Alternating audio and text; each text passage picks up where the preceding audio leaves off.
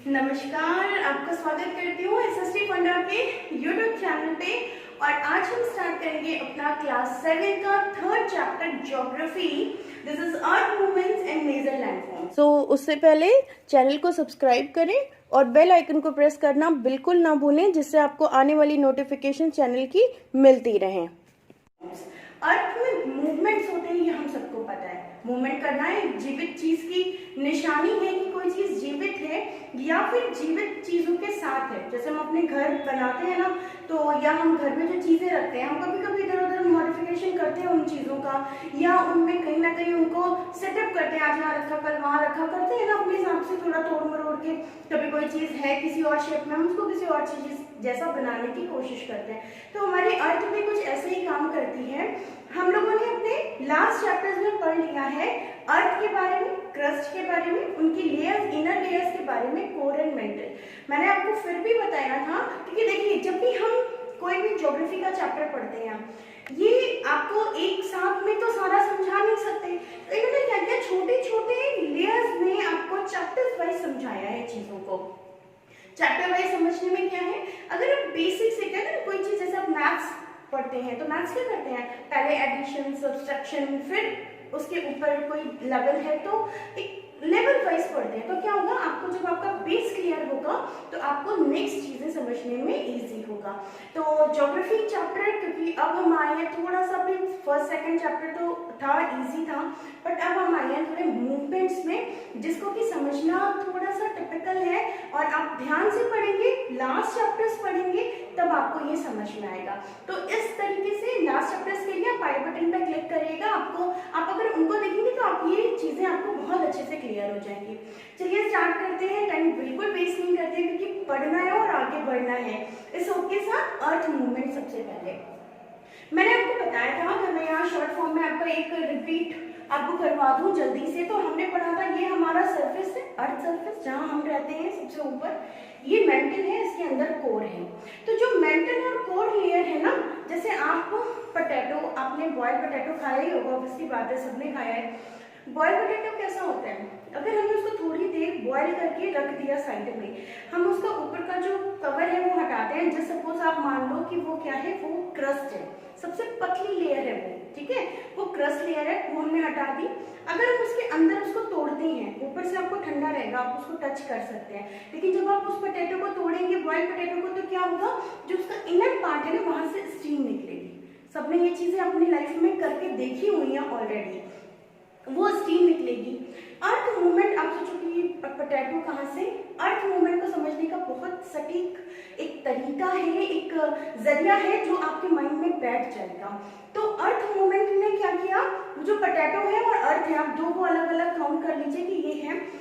अर्थ में भी मेंटल और कोर लेयर कैसी है, बहुत ज्यादा गर्म है, ये अभी भी ठंडी नहीं हो पाई है। ऊपर की जो लेयर है, क्रस्ट है, जो जैसे हमारा जो पील करते हैं हम जब बॉइल पोटैटो को, तो वो ठंडा रहता है, बट अंदर कैसे है, गर्म रहता है। वैसे ही अर्थ की जो ऊपरी क्रस्ट लेयर है वो तो ठंडी हो गई है, उस पर हम रह रहे हैं, लेकिन जितना हम अंदर जाने की कोशिश करते हैं, इनर पार्ट को देखने की कोशिश करते हैं, वो उसमें बहुत ज्यादा टेम्परेचर है।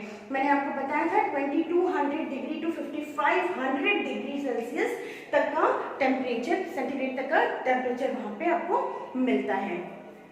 अब अर्थ मूवमेंट का आप सोचोगे रिलेशन कैसे है, देखिए जब हम यहाँ पे कोई चीज गर्म है तो वो क्या करेंगी, उसके पास क्या क्या होगा, उसके पास स्टीम होगी, गैस होगी। कोई आप ऐसे आलू को तोड़ते हो तो क्या होता है, उसमें से स्टीम निकलती है, अब आप उसको स्टीम कह लो, गैस कह लो, जो भी है।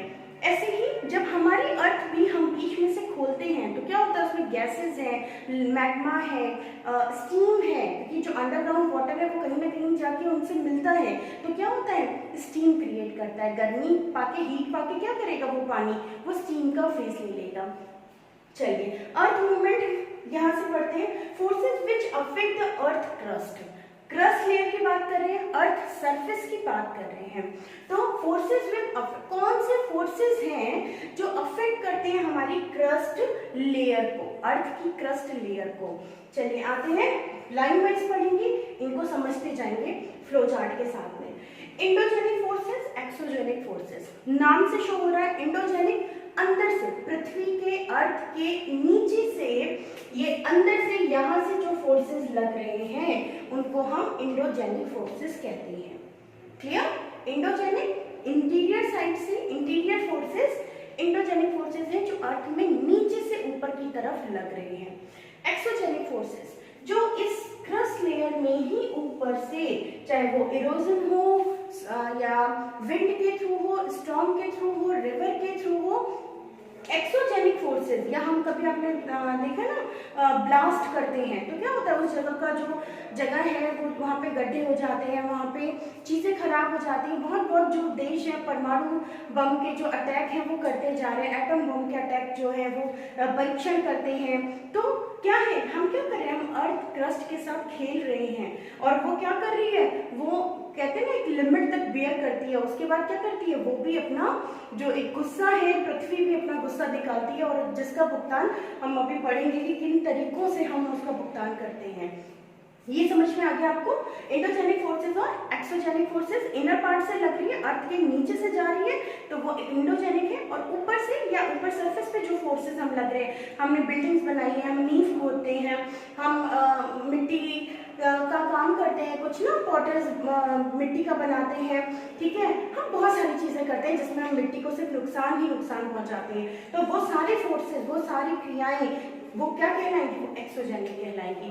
तो आ जाते हैं वापस अपने इंडोजेनिक फोर्स पे। इंडोजेनिक फोर्सेस है सडन एंड डिस्ट्रेबल। ये कौन से, डिस्ट्रोफिक और सडन फोर्स। सडन फोर्सेस नाम से समझ में आ रहा है, जल्दी से एकदम से हो जाने वाली चीजें कौन सी होती है, अर्थक्वेक, वोल्केनिक इरप्शन, लैंडस्लाइड्स।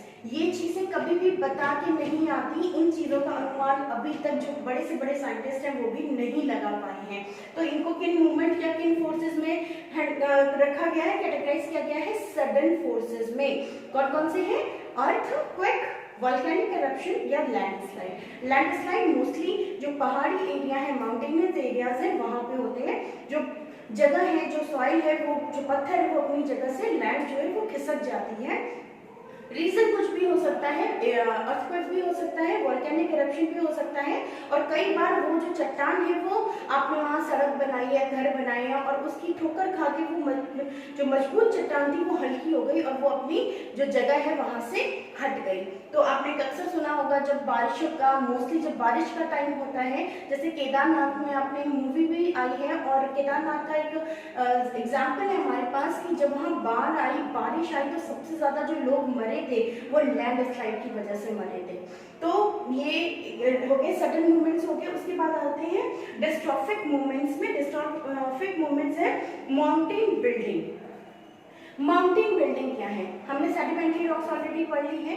तो माउंटेन बिल्डिंग क्या है, किसी भी प्रकार से, किसी भी फोर्सेस के थ्रू माउंटेन्स का बनना।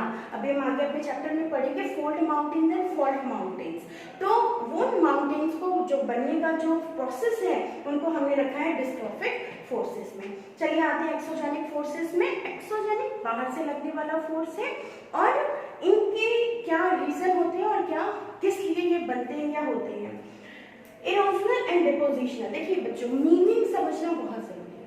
अगर आप किसी चीज को पढ़ रहे हैं ना, ये मैंने इंग्लिश में इसलिए करा हुआ है कि आप किसी भी बोर्ड से बिलोंग करते हो, इंग्लिश मीडियम से हो, हिंदी मीडियम से हो, तो आप जब किसी चीज को समझ रहे हैं ना, और वैसे भी आज अगर हम अपनी लैंग्वेज की बात करें तो इंग्लिश एक बहुत महत्वपूर्ण लैंग्वेज है, एक जरिया हो गया है लोगों तक अपनी कम्युनिकेशन करने का, पहुंचने का। शायद हिंदी बहुत सारे लोग नहीं समझते हैं या कंफ्यूजन रहता है कई वर्ड्स में। अभी मैं यहाँ पे आंतरिक और बाह्य और इस तरीके के वर्ड यूज करूँ तो शायद बहुत सारे लोगों को प्रॉब्लम हो, तो इसलिए मैं जो एक्सप्लेन होता है वो मोस्टली कोशिश करती हूँ कि हिंदी में करूँ, जिससे किसी भी जो मीडियम के बच्चे हैं, चाहे वो हिंदी मीडियम हो, इंग्लिश मीडियम हो, किसी भी बोर्ड से रिलेटेड हो, उनको प्रॉब्लम ना हो। और एक्सप्लेनिंग जो ये फ्लो चार्ट्स वगैरह हैं ये इंग्लिश में होते हैं, क्योंकि इंग्लिश में क्या होता है, आपको जो वर्ड्स हैं वो, जैसे अब यहाँ पे है इंडोजेनिक, एक्सोजेनिक। एक्सो एग्जिट करते हैं, बाहर से करते हैं कोई चीज, इंडो इंटीरियर साइड से, तो इस तरीके से समझना इजी हो जाता है। तो मैं इसीलिए कोशिश करती हूँ कि जो फ्लो चार्ट्स वगैरह या जो रिटन वर्क है वो इंग्लिश में रखूँ, जो एक्सप्लेनिंग है वो मोस्ट हिंदी में करने की कोशिश करती हूँ। तो चलिए आ जाते हैं अपने एक्सोजेनिक फोर्सेस पे। Erosional and depositional. इरोजन आपने अक्सर सुना होगा, सॉइल इरोजन। सॉइल इरोजन क्या है, धीरे धीरे कटाव होना, मिट्टी का अपनी जगह से कट जाना। जाना। मिट्टी, क्योंकि हम यहाँ पे फोर्सेस की बात कर रहे हैं, लैंड मूवमेंट, अर्थ मूवमेंट की बात कर रहे हैं, तो ऑब्वियस सी बात है रॉक या क्ले या मिट्टी की ही बात कर रहे हैं। इरोजन, छटाव होना, कटाव होना, मिट्टी का अपनी जगह से हटना। डिपोजिशनल, ऑब्वियस सी बात है, मिट्टी है ना, गायब तो हो नहीं जाएगी, स्टीम तो बन नहीं जाएगी, क्या होगा, एक जगह से हटेगी जरूर पर दूसरी जगह जाके सेट हो जाएगी। इरोजन, कटाव होना, डिपोजिशन, डिपॉजिट, जम जाना कहीं पे जाके। तो इरोजन और डिपोजिशन ये भी एक तरीके हैं फोर्सेस के। फोर्स लगता है, एक तरफ से मिट्टी हटती है और दूसरी जगह कहीं जाके वो सेट हो जाती है। आते हैं कौन से तरीके हैं डिपोजिशनल, बाय किन चीजों की वजह से ऐसा होता है। रीजन है रिवर्स, नदियां आपने देखा होगा बाढ़ आती है अक्सर, बहुत सारी जो नदियां हैं उनमें, या नहीं भी आती है तो उनका जो फ्लो है वो इतना तेज होता है कि वो अपने साथ जो छोटे मोटे कंकड़ हैं, झाड़ियां हैं, पत्तियां हैं या सेडिमेंट्स हैं, उनको अपने साथ बहाती ले जाती हैं। रिवर्स और क्या करती हैं, जैसे ही जहाँ पे ऐसे मोड़ है, कटाव है, या जहाँ उनको प्लेन सरफेस मिलता है, वहाँ क्या होता है, उनकी जो धारा है, उनका जो स्ट्रीम है वो स्लो हो जाता है। मान लीजिए यहाँ से ऐसे आ रही है और फोर्स में है और यहाँ उसको प्लेन सरफेस मिला, तो वो उसका क्या होगा, उसका जो फोर्स है बहने का वो कम हो जाएगा। तो डिपोजिशनल इरोजन क्या कर रही है, जब वो ऊपर से आ रही है तो इरोजन करते हुए आ रही है, आसपास की मिट्टी को, झाड़ियों को अपने साथ लेते हुए आ रही है, लेकिन जैसे ही वो प्लेन सरफेस पे आई उसने क्या किया, डिपॉजिट कर दिया, वहीं पे सेडिमेंट्स को छोड़ती हुई और अपनी धीरे धीरे धारा के साथ आगे बढ़ गई। तो रिवर ऐसे करती है। विंड, सेम थिंग, विंड भी करती है। आंधी आई, बारिश के साथ या तेज हवा चली तो क्या हुआ, मिट्टी उड़ी, आपने सबने देखा है मिट्टी उड़ती है साथ में, और जैसे ही कहीं पे हवा का दबाव कम होता है या फिर जो हवा है उसका रुख चेंज होता है तो वो जो मिट्टी है वो वहीं पे बैठ जाती है। जैसे आंधी तूफान आता है, हवा तेज चलती है, तो आपने अपने घरों में देखा होगा ना कि अगले दिन सुबह अगर आप उठते हैं तो बहुत सारा जो मिट्टी की लेयर है, किरकिराहट है, वो बाहर बहुत ज्यादा दिखती है। तो क्या है, जैसे ही उसको कहीं पे मोड़ मिला या उसको जगह मिली वो वहीं पे डिपॉजिट हो गई। नेक्स्ट है हमारा ग्लेशियर्स। एग्जैक्टली अगर हम ग्लेशियर की बात करें तो ग्लेशियर हम किसको कहते हैं, जो जमी हुई नदियां हैं, लो टेम्परेचर की वजह से या इतना -0 टेम्परेचर की वजह से जो नदियां हैं वो हमारी जम जाती हैं, उनको हम ग्लेशियर्स कहते हैं। सो ग्लेशियर्स है। And next is sea waves. नदियों के या जो बड़े बड़े ओशंस हैं उनके कटाव की वजह से, उनकी जो जगह है उनकी वजह से जो हमारे अर्थ में मूवमेंट या लैंड फॉर्म्स होते हैं उनको हम इस फोर्सेस के थ्रू रखते हैं। फोर्सेस के लिए क्यों बोल रहे हैं हम यहाँ पे सी वेव्स को, क्योंकि सी वेव्स भी अपनी जगह फोर्सेस मारती हैं।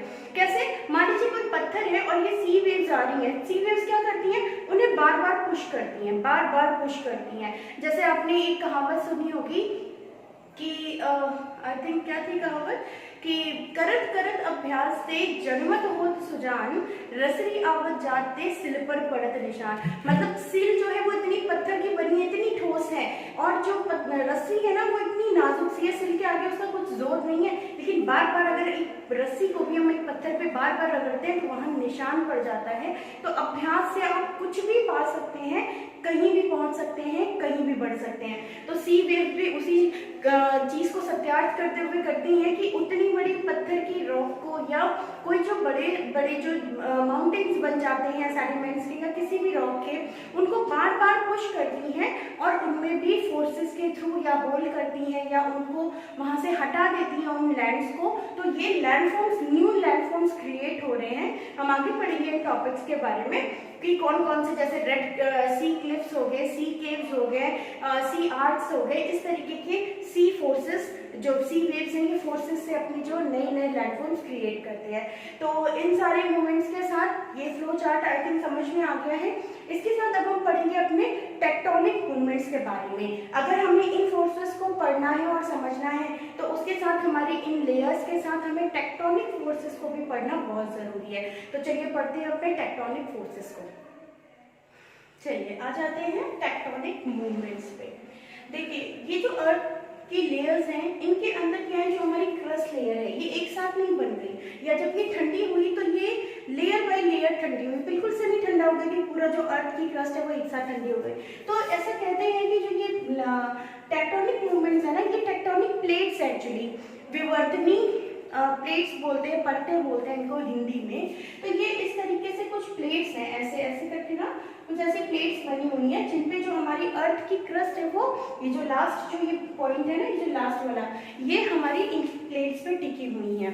अब ये प्लेट्स हैं, अलग अलग प्लेट्स हैं, अलग अलग लेयर्स हैं, तो अलग अलग है तो क्या होगा, अगर पूरा एक होता तो वो कभी मूवमेंट शायद नहीं होता। लेकिन क्या है, टेक्टोनिक मूवमेंट क्या है, ये एक के नीचे एक है, ये लेयर है, फिर इसके नीचे, फिर इसके नीचे, फिर ऐसे ऐसे करके लेयर्स बनी हुई हैं। टेक्टोनिक मूवमेंट्स इन्हीं प्लेट्स में, इन्हीं प्लेट्स को क्या बोलते हैं हम, टेक्टोनिक, और इन्हीं प्लेट्स में जब मूवमेंट्स होते हैं तो उन मूवमेंट्स को हम बोलते हैं टेक्टोनिक मूवमेंट्स। ये मूवमेंट्स कैसे होते हैं, सडन एंड स्लो, ये भी वैसे ही होते हैं। सडन मूवमेंट्स बिल्कुल से हो जाने वाले, जो मैं आपको पहले भी बता चुकी हूँ कि टेक्टोनिक में बिल्कुल से मूवमेंट्स हो जाएंगे तो क्या हो जाएगा, वो कहलाएगा हमारा सडन मूवमेंट, जो कि अर्थक्वेक, वोल्केनिक इरप्शन या फिर लैंडस्लाइड हो सकता है। नेक्स्ट है हमारा स्लो मूवमेंट। स्लो धीमे धीमे होना, मतलब पता नहीं चल रहा है, वो बहुत साल ले रहा है, हजारों साल ले रहा है, शायद 70 ईयर्स भी ले ले, 80 ले ले, 100 ले ले, 1000 ईयर्स भी ले सकता है। तो स्लो मूवमेंट जिसका हमें बिल्कुल से रिकॉग्निशन नहीं होता, लेकिन कुछ सालों बाद हमें वो चीजें दिखती हैं। तो स्लो मूवमेंट्स कितने तरीके के होते हैं, वर्टिकली या हॉरिजॉन्टली। वर्टिकली मूवमेंट मीन्स कि जो सीधे हैं, या यहाँ से यहाँ तक हो रहे हैं, या यहाँ से यहाँ सीधे खड़े, जैसे मैं खड़ी हूँ, कैसे हूँ, वर्टिकली हूँ। जब हम लेटते हैं, लेटे हुए हैं, तो हम कैसे हो जाते हैं, हॉरिजॉन्टल, ऐसे या फिर ऐसे। तो ये क्या है, वर्टिकल मूवमेंट या हॉरिजॉन्टल। जो स्लो मूवमेंट है ये इन्हीं दो पोस्चर्स में होते हैं, वर्टिकली या हॉरिजॉन्टली। नेक्स्ट आता है हॉरिजॉन्टली मूवमेंट। वर्टिकली तो एक ही होगा, ऊपर से नीचे की तरफ, नीचे से ऊपर की तरफ, यही होगा। हॉरिजॉन्टली मूवमेंट्स भी दो तरीके के होते हैं, कंप्रेशन या पुशिंग। कंप्रेस करना क्या बोलते हैं, किसी चीज को दबाते हैं, ऐसा तोड़ते हैं ना, कोई चीज को अगर हम हाथ में ले रहे हैं और हम ऐसे कोशिश करते हैं, लड्डू है या कोई चीज है, तो ऐसे कंप्रेस कर रहे हैं, दबा रहे हैं, पुश कर रहे हैं, वो तो फोर्स जो हमारे साइड से उनके साथ हम उनको पुश कर रहे हैं, ये कंप्रेशन होता है। नेक्स्ट आता है हमारा टेंशन या फिर स्ट्रेचिंग। दूसरा एक मूवमेंट क्या होता है, हॉरिजॉन्टली हम दो ही चीज कर सकते हैं। जैसे सपोज कि ये मानिए कि दो फोर्सेस हैं, दो सरफेसेस हैं हमारे, ये दो ही तरीके से हॉरिजॉन्टल में हैं, ये हॉरिजॉन्टल पोजीशन में हैं, तो ये दो ही तरह से काम कर सकते हैं। कैसे, एक तो ये कंप्रेस कर सकते हैं, दबा सकते हैं, पुश कर सकते हैं एक दूसरे को, या ये क्या कर सकते हैं, खींच सकते हैं, टेंस कर सकते हैं, स्ट्रेच कर सकते हैं एक दूसरे को अपोजिट साइड्स में। तो ये अपोजिट साइड्स में है, और ये इस तरीके से जो टेक्टोनिक मूवमेंट्स है ये हमारी काम करती हैं। एक बार बिल्कुल से रिवीजन ले लेते हैं जल्दी से। टेक्टोनिक मूवमेंट्स, टेक्टोनिक प्लेट्स में जो मूवमेंट्स होती हैं उनकी वजह से होता है। सडन या स्लो हो सकता है। सडन तीन ही होता है, अर्थक्वेक, वोल्केनिक या फिर लैंडस्लाइड। स्लो मूवमेंट भी दो तरीके के होते हैं, वर्टिकल, हॉरिजॉन्टल। वर्टिकल खड़े, हॉरिजॉन्टल लेटे हुए। हॉरिजॉन्टल भी दो तरीके के हो सकते हैं, कंप्रेस करना, पुश करना एक दूसरे को, या फिर स्ट्रेच करना, खींचना, टेंस करना। अब हम इनको थोड़ा डीपली पढ़ते हैं, जिससे आपको कि इनसे कैसे जो लैंड फॉर्म्स हैं वो बनती हैं और किस तरीके से ये अर्थ मूवमेंट्स फोर्स करती हैं, लगाती हैं, इनके बारे में पढ़ते हैं। स्टार्ट करते हैं अपने कंप्रेशन या पुशिंग मूवमेंट से। चलिए कंप्रेशन मूवमेंट पे आ जाते हैं। मैंने आपको बताया दो तरीके के, स्लो में दो तरीके के मूवमेंट्स हैं, वर्टिकल, हॉरिजॉन्टल, और हॉरिजॉन्टल में भी टू टाइप्स हैं, कंप्रेशन एंड टेंशन। तो सबसे पहले हम समझते हैं कंप्रेशन के बारे में। कंप्रेशन मूवमेंट्स कौन से हैं, मैंने आपको बताया जब टू साइड से, हॉरिजॉन्टल की बात करें तो जब टू साइड से फोर्सेस लग रहे हैं, can cause of folding mountains और क्रिएटिंग माउंटेन्स। ये किस लिए काम आते हैं, ये बन जाते हैं हमारे माउंटेन्स, बना देते हैं। ये कैसे बनाते हैं, ये बहुत बड़ी बात है, अभी आपको एग्जाम्पल्स के साथ समझाती हूँ मैं।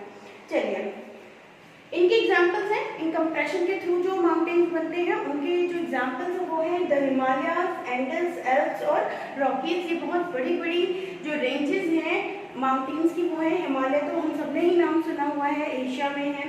एंडस, एल्प्स और रॉकीज नॉर्थ अमेरिका में है, यूरोप में है एल्प्स। तो इस तरीके से ये जो माउंटेन्स हैं ये कंप्रेशन के थ्रू बने हैं। चलिए आपको ये एग्जाम्पल के थ्रू बताती हूँ। जैसे जस्ट सपोज कि ये एक रॉक का पीस है, ये टुकड़ा है, और यहाँ पे कंप्रेशन लग रहा है। ये पीस है रॉक का। अब कंप्रेस के लिए मैंने आपको कैसे बताया, हॉरिजॉन्टली, ये हॉरिजॉन्टल है, वर्टिकल क्या है, ऐसे है, ये हॉरिजॉन्टली लिया। अब हमने इसको कंप्रेस किया, ये दो फोर्सेस है हमारे पास, दो सरफेस है और ये पीस है, ये क्या कर रहा है, ये इसको ऐसे कर रहा है, दबा रहा है, ठीक है। अब हम इसको अगर वापस खोलते हैं या ऐसा छोड़ देते हैं, इसको कंप्रेस करने के बाद इसको छोड़ देते हैं, क्या देख रहे हो आप इसमें क्या बन रही है, ये देखो ऐसे करके शेप बन रही है, सेम वही शेप हमने यहाँ बनाई है। Can you match it? अब ये थोड़ा सा पेपर है, एग्जैक्टली तो नहीं बन सकता, बट एग्जाम्पल के लिए एंटीक्लाइंस, जब इस तरीके से जो माउंटेन्स हैं, ये माउंटेन्स बने ना, ये देखो ऐसे बना है, फिर छोटी रेंज, फिर बड़ी, फिर उससे बड़ी, ऐसे इस तरीके से ऊपर नीचे रेंजेस बनते हैं।